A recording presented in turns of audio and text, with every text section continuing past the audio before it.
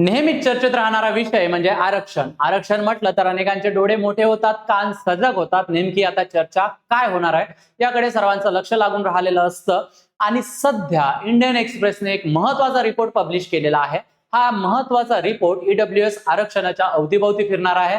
नेमकं या रिपोर्टमध्ये काय सांगण्यात आलेलं आहे आणि ईडब्ल्यूएस संबंधात कुठले प्रश्नचिन्ह उपस्थित होत आहे हेच आपण आजच्या व्हिडिओच्या माध्यमातून बघणार आहोत. ईडब्ल्यूएस आरक्षणाचा गैरवापर होतोय का याची सुद्धा आपण चर्चा करणार आहोत आणि कशा पद्धतीने हा गैरवापर होतो हे सुद्धा बघणार आहोत. सो शेवटपर्यंत हा व्हिडिओ बघायचा आहे.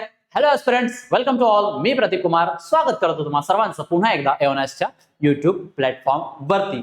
ईडब्ल्यूएस आरक्षणाचा गैरवापर प्रश्नचिन्ह आहे आणि इंडियन एक्सप्रेसचा मोठा खुलासा आपण बघणार आहोत. पण तत्पूर्वी तुम्ही जर राज्यसेवेसाठी तयारी करत असाल तर उत्तर लेखन 0 to Hero हे पुस्तक मार्केटमध्ये अवेलेबल आहे.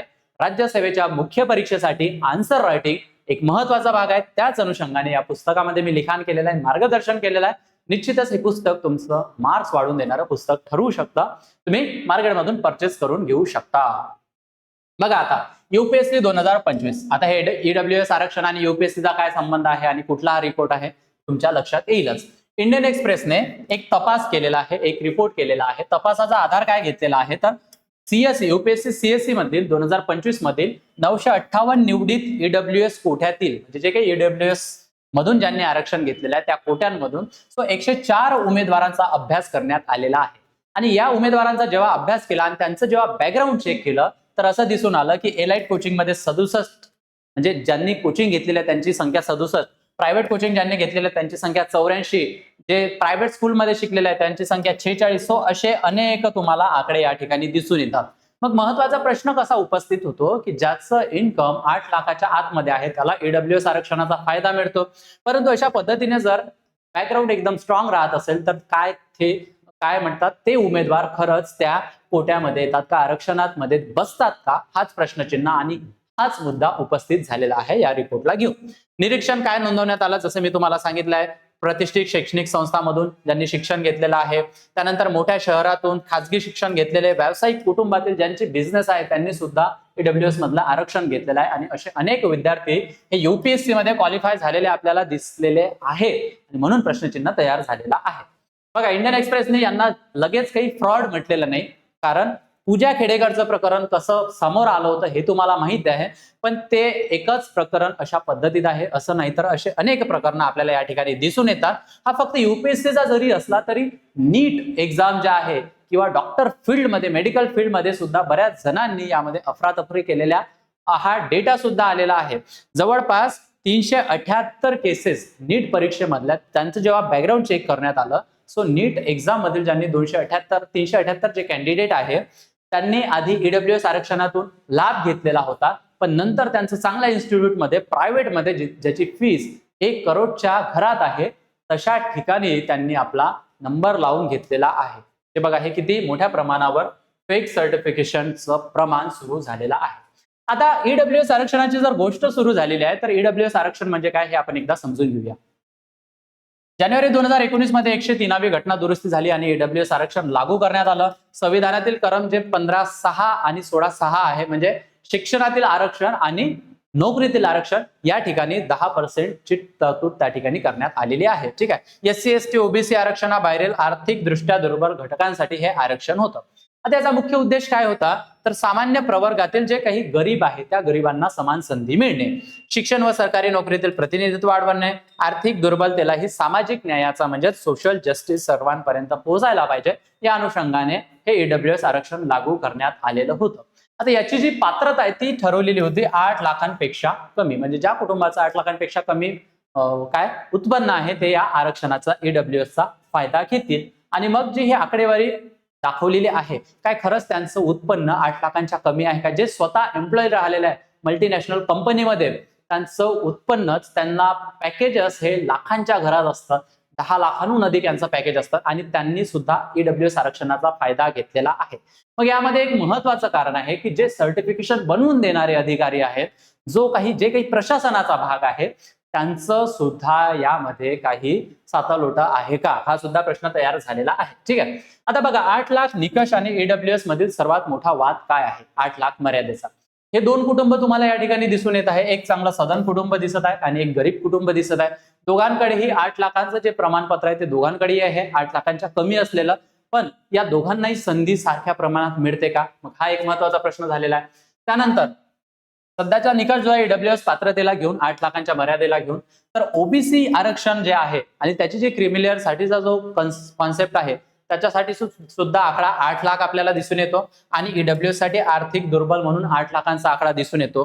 परंतु हा जो विरोधाभास आहे यावर केंद्र सरकारने उत्तर दिलेलं आहे की ओबीसी आरक्षण जे आहे ते ज्यांचं सामाजिक मागासलेपण आहे त्यांच्यासाठीचा कॉन्सेप्ट वेगळा आहे आणि ईडब्ल्यूएस हे आर्थिक दुर्बल कोण आहे यांच्यासाठीचा कॉन्सेप्ट वेगळा आहे. सो त्या अनुषंगाने त्यांनी उत्तर दिलेलं आहे. पण तरी सुद्धा हे तर्कसंगत आहे का, हा प्रश्न त्या ठिकाणी उपस्थित होत आहे. ठीक आहे.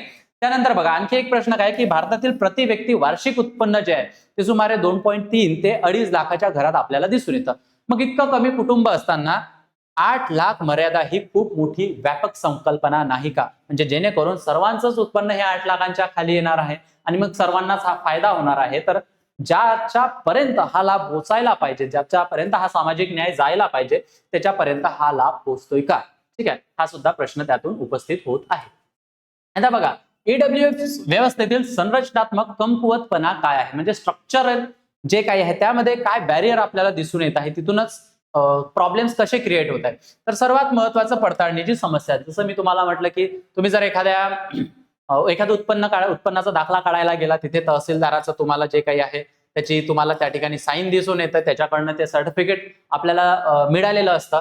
सो हे बऱ्याच वेळा स्वयं घोषणांवर मोठं अवलंबित्व असल्यामुळे आपणच सांगतो की माझं उत्पन्न इतकं आहे आणि त्या पद्धतीने दाखला बनवून घेतो आणि अशा अनेक फ्रॉड केसेस त्या ठिकाणी चालत असतात. ठीक आहे, याचा परिणाम काय होतो तर जे अपात्र लाभार्थींची शक्यता आहे ते वाढलेली आपल्याला दिसून येते. दुसरं काय की मालमत्ता ट्रॅकिंग, जी काही साधन संपत्ती आहे, जी काही संपत्ती आहे, जमीन असू दे, फ्लॅट असू दे, व्यावसायिक उत्पन्न असू दे किंवा एखाद्या राज्याबाहेर देशाबाहेर जर संपत्ती आहे ती ट्रॅक करणं खूप कठीण होतं आणि यामुळे मालमत्ता लपवणे किंवा विभाजित करणे हे सोपं जातं आणि याच्यातूनच मग हे जे फेक सर्टिफिकेट आहे ते बनवण्यात येतात आणि तेच कॅन्डिडेट्स मग काय करतात, ईडब्ल्यूएस आरक्षणाचा फायदा घेताना दिसून येतात.